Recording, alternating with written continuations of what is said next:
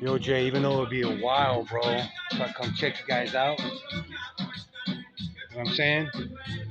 But like, I'm still already planning ideas, man. One of the ones I got is maybe 100 or 200 for all ones.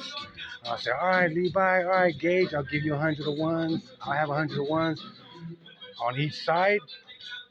I'm gonna throw up the money, and JT's gonna throw up the money, and then no one could touch each other at all in any way. You know what I'm saying? And as you pick up the money, you know what I'm saying? Like, straight up, man. Like, fuck making it rain at the club, dog. Make it rain on the fam and on the kids, the nephews, and nieces, and everybody else. You know what I'm saying? But it'll be tight because look, they're gonna accidentally touch each other at one point, bro. You know what I'm saying? So that's the person that gets tapped out, and that's the person that loses. Now they both touch each other at the same time. They both lose. We grab all the money. We throw it all up in the air again.